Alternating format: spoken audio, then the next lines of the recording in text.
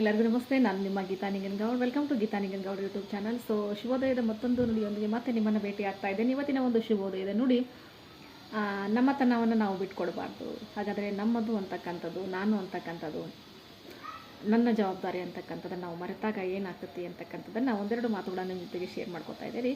ಹಾಗಾದರೆ ನನ್ನ ಜವಾಬ್ದಾರಿ ನೋಡಿರಿ, ಇವತ್ತಿನ ಒಂದು ಶುಭೋದಯದ ನುಡಿ ನನ್ನ ಜವಾಬ್ದಾರಿ. ಹಾಗಾದರೆ ನನ್ನ ಜವಾಬ್ದಾರಿ ಅಂತಕ್ಕಂಥದ್ದು ಏನು?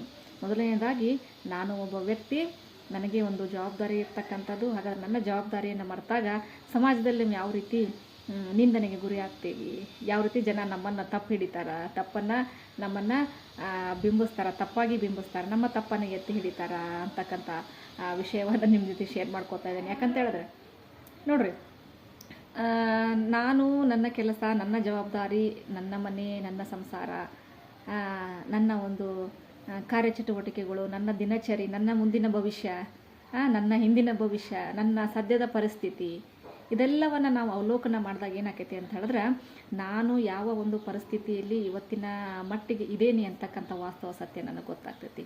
ಹಾಗಾದರೆ ನನ್ನದನ್ನು ಬಿಟ್ಟು, ನನ್ನ ಪರಿಸ್ಥಿತಿಯನ್ನು ಬಿಟ್ಟು, ನನ್ನ ಯೋಚನೆಗಳನ್ನು ಬಿಟ್ಟು ಪರರ ಒಂದು ಯೋಚನೆಗಳ ಬಗ್ಗೆ ನಾನು ಬಡಿದಾಡಿ, ಪರರ ಯೋಚನೆಗಳನ್ನು ಮಾಡಿ, ಉಪಯೋಗ ಇಲ್ಲದೆ ಆ ಒಂದು ಚಿಂತನೆಗಳನ್ನು ತಲೆಯಲ್ಲಿ ಹಾಕ್ಕೊಂಡು ನನ್ನ ಒಂದು ಮನಸ್ಸನ್ನು ನಾನು ಹಾಳು ಮಾಡ್ಕೊಂಡಾಗ ಏನಾಗ್ತೈತಿ ಅಂತ ಹೇಳಿದ್ರೆ,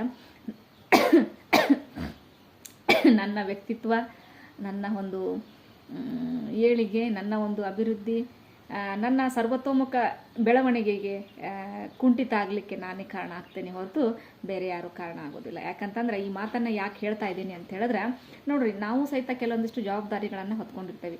ಆ ಒಂದು ಜವಾಬ್ದಾರಿಯನ್ನು ಸರಿಯಾಗಿ ನಿಭಾಯಿಸಿದಾಗ ಮಾತ್ರ ಏನಾಕೈತಿ ಅಂತ ಹೇಳಿದ್ರೆ, ಬೇರೆಯವರ ಒಂದು ನಿಂದನೆಗೆ ನಾವೇನಾಗಂಗಿಲ್ಲ, ಗುರಿ ಆಗೋದಿಲ್ಲ. ಅಂದ್ರೆ ನೋಡ್ರಿ, ನಮ್ಮ ಜವಾಬ್ದಾರಿಯನ್ನು ನಾವು ಮರೆತಾಗ ಬೇರೆಯವರಿಂದ ನಾವೇನಾಗ್ತೈತಿ ಅಂತ ಹೇಳಿದ್ರೆ ಇಲ್ಲಿ ಏನಾದರೂ ಅನಿಸ್ಕೊಳ್ಳಿಕ್ಕೆ, ಬಯಸ್ಕೊಳ್ಳಿಕ್ಕೆ ಸಾಧ್ಯ ಆಗ್ತೈತಿ. ಸೊ ಅದಕ್ಕಾಗಿ ಪ್ರತಿಯೊಬ್ಬರು ಸಹಿತ ನಾವೇನು ಮಾಡಬೇಕು ಅಂತ ಹೇಳಿದ್ರೆ, ನಮ್ಮನ್ನು ನಾವು ಸರಿಯಾಗಿ ನಿಭಾಯಿಸ್ಕೋಬೇಕು. ಮೊದಲು ನನ್ನನ್ನು ನಾನು ಸರಿಯಾಗಿ ನಿಭಾಯಿಸ್ಕೋಬೇಕು. ಮೊದಲು ನಾನು ಬದಲಾಗಬೇಕು. ನನ್ನ ಜವಾಬ್ದಾರಿ, ನನ್ನ ತಲೆ, ನನ್ನ ಒಂದು ಹೃದಯ, ನನ್ನ ಮನಸ್ಸು ಸರಿಯಾಗಿ ಕೆಲಸ ಮಾಡ್ತಾ ಇದೆಯೇ ಇಲ್ಲೋ, ನಾನು ಸರಿಯಾಗಿದ್ದೇನೆ ಇಲ್ಲೋ ಅಂತಕ್ಕಂಥ ಭಾವನೆಯನ್ನು ನಾನು ಅರ್ಥಕೊಂಡು ನನ್ನ ಕೆಲಸಗಳನ್ನು ಸರಿಯಾಗಿ ನಾನು ಮಾಡ್ಕೊಂಡಾಗ ಏನಾಕೈತಿ ಅಂತ ಹೇಳಿದ್ರೆ, ಬೇರೆಯವರ ಒಂದು ಜವಾಬ್ದಾರಿಯನ್ನು ನಾನು ಹೊರಲಿಕ್ಕೆ ಆಮೇಲೆ ಸಾಧ್ಯ ಆಗ್ತೈತಿ. ಮೊದಲು ನನ್ನ ಜವಾಬ್ದಾರಿನ ನಾನು ಹೊತ್ಕೋಬೇಕಾಗ್ತೈತಿ. ನನ್ನ ಒಂದು ಮನೆ, ಸಂಸಾರ ಎಲ್ಲವನ್ನ ಬಿಟ್ಟು, ನೋಡ್ರಿ, ಕೆಲವೊಂದಿಷ್ಟು ಜನ ಇರ್ತಾರೆ, ಮನೆಗೆ ಮಾರಿ ಊರಿಗೆ ಉಪಕಾರಿ ಅಂತೇಳಿ. ನೋಡ್ರಿ, ಸಮಾಜದಲ್ಲಿ ಸಮಾಜ ಸೇವೆಯನ್ನು ಮಾಡ್ತಕ್ಕಂಥ ಆಲ್ಮೋಸ್ಟ್ ಜನರು ಸಹಿತ ಇದೇ ಕ್ಯಾಟಗರಿಯಲ್ಲಿ ಬರ್ತಕ್ಕಂಥದ್ದು. ಏನು ಅಂತ ಹೇಳಿದ್ರೆ,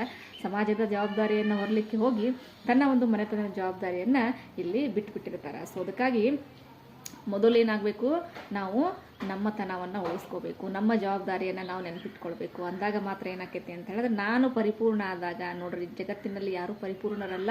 ಸೊ ಪರಿಪೂರ್ಣ ಆಗಲಿಕ್ಕೆ ಸಾಧ್ಯವೂ ಇಲ್ಲ. ಆದರೆ ನನ್ನನ್ನು ನಾನು ಸರಿಯಾಗಿ, ನನ್ನತನವನ್ನು, ನನ್ನ ಒಂದು ಸರೌಂಡಿಂಗನ್ನು ನಾನು ಸರಿಯಾಗಿ, ನನ್ನ ಬಾಂಡಿಂಗನ್ನು ಸರಿಯಾಗಿ ಇಟ್ಕೊಂಡಿದ್ದೆ ಅಂತಂತಂದ್ರೆ ಆವಾಗ ಏನಾಕೈತಿ ಅಂತ ಹೇಳಿದ್ರೆ, ಬೇರೆಯವ್ರ ಕಡೆಯಿಂದ ಬುದ್ಧಿ ಮಾತನ್ನು ಹೇಳಿಸ್ಕೊಳ್ಳಿಕ್ಕೆ ಸಾಧ್ಯ ಆಗೋದಿಲ್ಲ. ಅದಕ್ಕಾಗಿ ಮೊದಲು ಏನಾಗು ಅಂತ ಹೇಳಿದ್ರೆ, ನೀನು ಸರಿಯಾಗಿರು.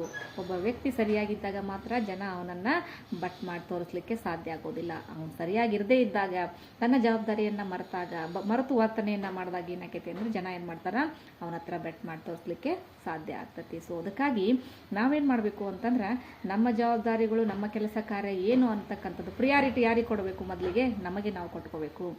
ಪ್ರಿಫರೆನ್ಸ್ ಯಾರಿಗೆ ಕೊಡಬೇಕು, ಫಸ್ಟ್ ನಮಗೆ ಕೊಡಬೇಕು. ನೋಡ್ರಿ, ನಾವೇ ಹಸಿವುಗೊಂಡು ನಾವೇ ನಮ್ಮ ಕೆಲಸ ಕಾರ್ಯಗಳನ್ನು ಬಿಟ್ಟು ಬೇರೆಯವರ ಕೆಲಸ ಕಾರ್ಯಗಳನ್ನು ಮಾಡಲಿಕ್ಕೆ ಹೋದಾಗ ಅದಕ್ಕೆ ಏನಾಗಂಗಿಲ್ಲ ಅಂತಂದ್ರೆ, ಸರಿಯಾಗಿರ್ತಕ್ಕಂಥ ಬೆಲೆ ಸಿಗೋದೇ ಇಲ್ಲ. ಹಾಗಾದ್ರೆ ಸರಿಯಾಗಿರ್ತಕ್ಕಂಥ ಬೆಲೆ ಸಿಗಬೇಕು ಅಂತ ಹೇಳಿದ್ರೆ, ನಾವು ನಮ್ಮ ಸಮಯವನ್ನು ಏನು ಮಾಡಬೇಕು ಅಂತಂದ್ರೆ, ತೂಕದ ಒಂದು ರೀತಿಯಲ್ಲಿ ಇಟ್ಕೊಂಡಿರಬೇಕು. ನೋಡ್ರಿ, ಸುಮ್ಮನೆ ಯಾರು ಕರೀತಾರ, ಹೇಳ್ತಾರ ಅಂಥೇಳಿ ನಮ್ಮ ಒಂದು ಸಮಯವನ್ನು ಅವರಿಗಾಗಿ ಮೀಸಲಿಡಬಾರ್ದು. ನಮ್ಮದೇ ಆಗಿರ್ತಕ್ಕಂಥ ಸಮಯಕ್ಕೆ ಏನಾಗಿರಬೇಕು, ನಾವು ಬೆಲೆಯನ್ನು ತತ್ತಬೇಕು. ನೋಡ್ರಿ, ಪ್ರತಿಯೊಂದು ಕ್ಷಣನೂ ಸಹಿತ ಇವತ್ತಿನ ದಿನಮಾನದಲ್ಲಿ ಪ್ರತಿಯೊಂದು ಕ್ಷಣನೂ ಸಹಿತ ಅತ್ಯಮೂಲ್ಯವಾಗಿರ್ತಕ್ಕಂಥದ್ದು. ಹಾಗಾದರೆ ಈ ಒಂದು ಕ್ಷಣ ಅಂತಕ್ಕಂಥದ್ದನ್ನು, ಕ್ಷಣದ ಬೆಲೆ ಏನು ಅಂತಕ್ಕಂಥದ್ದನ್ನು ನಾವು ದೊಡ್ಡ ದೊಡ್ಡ ವ್ಯಕ್ತಿಗಳಲ್ಲಿ ಕೇಳಬೇಕಾಗ್ತದೆ. ಹೇಳ್ತಾರವರು, ಇಲ್ಲ, ಒಂದು ಸೆಕೆಂಡಿಗೂ ನನಗೂ ಸಹಿತ ಬೆಲೆ ಇರ್ತಕ್ಕಂಥದ್ದು. ಅಂದ್ರೆ ಅಷ್ಟು ಏನಾಗ್ತಾರ ಅಂದರೆ, ಆ್ಯಕ್ಟಿವ್ ಆಗಿ ಕೆಲಸ ಮಾಡ್ತಕ್ಕಂಥದ್ದು. ಯಾರಿಗೋಸ್ಕರ? ತಮಗೋಸ್ಕರ. ಹಾಗಾದ್ರೆ ತಮ್ಮತನವನ್ನು ಬಿಟ್ಟು ಅವ್ರು ಏನು ಮಾಡೋದಿಲ್ಲ, ಇಲ್ಲಿ ಕೆಲಸ ಕಾರ್ಯಗಳನ್ನು ಮಾಡೋದಿಲ್ಲ. ಅದೇ ರೀತಿಯಾಗಿ ನಾವು ಸಹಿತ ಜೀವನದಲ್ಲಿ ಪ್ರತಿಯೊಂದು ಕ್ಷಣನೂ ಸಹಿತ ಅತ್ಯಮೂಲ್ಯವಾಗಿರ್ತಕ್ಕಂಥದ್ದು. ಸೊ ಸುಮ್ಮನೆ ನಾವೇನು ಮಾಡ್ತೀವಿ ಅಂತಂದ್ರೆ ಅವರ ಇವರ ಕೆಲಸಗಳನ್ನು ಮಾಡಲಿಕ್ಕೆ ಹೋಗಿ ನಮ್ಮ ಒಂದು ಅತ್ಯಮೂಲ್ಯವಾಗಿರ್ತಕ್ಕ ಸಮಯವನ್ನು ಹಾಳು ಮಾಡ್ಕೋತೀವಿ. ಸೊ ಅದರಿಂದ ನಷ್ಟ ಆಗ್ತಕ್ಕಂಥದ್ದು ನಮಗೆ ಹೊರತು ಬೇರೆಯವ್ರಿಗೆಲ್ಲ. ಅದಕ್ಕಾಗಿ ನೀವು ಸಹಿತ ಎಲ್ಲರೂ ಸಹಿತ ಏನು ಮಾಡಬೇಕು ಅಂತ ಹೇಳಿದ್ರೆ ನಿಮ್ಮ ಒಂದು ಸಮಯವನ್ನು ಏನು ಮಾಡಬೇಕಂದ್ರೆ ಭಾಳ ವ್ಯಾಲ್ಯೂಯೇಬಲ್ ಆಗಿ ಕಳಿಬೇಕಾಗ್ತೈತಿ. ಸೊ ಸುಮ್ಮನೆ ಏನು ಮಾಡಬಾರ್ದು, ಎಲ್ಲರಿಗೂ ಲಭ್ಯ ಆಗ್ತಕ್ಕಂಥದ್ದು ಆಗುವಂಥದ್ದು ಆಗಬಾರ್ದು. ನೋಡ್ರಿ, ಯಾರು ಕರೆದ್ರೂ ಸಹಿತ ಇಲ್ಲ ಫ್ರೀ ಇದ್ದೀನಿ ಹಾಗಾದ್ರೆ ಕೆಲಸ ಏನು, ನಿಂದು ಕಾರ್ಯ ಏನು, ನಿನ್ನ ಚಟುವಟಿಕೆ ಏನು, ನೀನೇನು ಮಾಡ್ತೀನಿ, ನಿನಗಾಗಿ ಏನು ಮಾಡ್ತೀನಿ, ನಿನ್ನ ಅಭಿವೃದ್ಧಿಗಾಗಿ ಏನು ಮಾಡ್ತೀನಿ. ಸೊ ಎಲ್ಲ ಕ್ವಶನ್ಸನ್ನು ನೀನು ಹಾಕ್ಕೋಬೇಕಾಗ್ತೈತಿ. ಮೀನ್ಸ್ ನಾವು ಹಾಕ್ಕೋಬೇಕಾಗ್ತೈತಿ. ನಾವು ಚೆನ್ನಾಗಿದ್ರೆ ಮಾತ್ರ ಲೋಕ ಚೆನ್ನಾಗಿರ್ತೈತಿ. ನಾನೇ ಚೆನ್ನಾಗಿರಲಿಲ್ಲ ಅಂತಂದ್ರೆ ಜಗತ್ತಿನಲ್ಲಿ ಯಾವುದೂ ಸರಿ ಇರೋದಿಲ್ಲ. ಇದು 100% ಸತ್ಯ. ಸೊ ಅದಕ್ಕಾಗಿ ನಿಮ್ಮ ಒಂದು ಸಮಯವನ್ನು ನಿಮಗಾಗಿ ಇಡಿ. ನಿಮ್ಮ ಒಂದು ಕೆಲಸ ಕಾರ್ಯಗಳನ್ನು ಮೊದಲು ನೀವು ಮಾಡ್ಕೊಳ್ರಿ. ಅಂದಾಗ ಏನಾಗ್ತೈತೆ ಅಂತಂದ್ರೆ ಬೇರೆಯವರ ಒಂದು ನಿಂದನೆಗೆ ಗುರಿಗೆ ಏನಾಗಂಗಿಲ್ಲ ಅಂತಂದ್ರೆ ಇಲ್ಲಿ ಗುರಿ ಆಗಲಿಕ್ಕೆ ಸಾಧ್ಯ ಆಗೋದಿಲ್ಲ. ಯಾಕಂದ್ರೆ ನಿಮ್ಮ ಜವಾಬ್ದಾರಿ ಅವತ್ತು ತಿಳ್ಕೊಂಡ್ಬಿಟ್ಟಿರ್ತೀರಿ ನೀವು. ನಿಮ್ಮ ಜವಾಬ್ದಾರಿಯನ್ನು ನೀವು ಮರೆತು ಹೋದಾಗ ಏನಾಕೈತಿ ಅಂತ ಹೇಳಿದ್ರೆ ಬೇರೆಯವರ ಕೆಲಸ ಕಾರ್ಯಗಳನ್ನು ಮಾಡಿದಾಗ ಬೇರೆಯವರ ಒಂದು ವಿಚಾರಗಳ ಬಗ್ಗೆ ನೀವು ಡೀಪಾಗಿ ತಲೆಗೆ ಹಚ್ಕೊಂಡಾಗ ಏನಾಕೈತಿ ಅಂದರೆ ನಿಮ್ಮ ಒಂದು ಜವಾಬ್ದಾರಿಗಳನ್ನು ಮರೆತು ಬಿಡ್ತೀರಿ ನೀವು. ಅವಾಗ ಏನಾಕೈತಿ, ಬೇರೆಯವ್ರು ಏನು ಮಾಡ್ತಾರೆ, ಸಹಜವಾಗಿ ನಿಮ್ಮನ್ನು ಏನು ಮಾಡ್ತಾರೆ, ನಿಂದನೆಗೆ ಗುರಿ ಮಾಡ್ತಾರೆ. ಸೊ ಅದಕ್ಕಾಗಿ ನಿಮ್ಮ ಜವಾಬ್ದಾರಿಗಳನ್ನು ನೀವು ನಿಭಾಯಿಸ್ಕೊಳ್ರಿ ಅಂತ ಹೇಳ್ತಾ, ಸೊ ಮತ್ತೊಂದು ಶುಭೋದಯದ ನುಡಿಯೊಂದಿಗೆ ಮತ್ತೆ ನಿಮ್ಮನ್ನು ಭೇಟಿ ಆಗ್ತೀನಿ. ಅಲ್ಲಿವರೆಗೂ ನಮಸ್ತೆ.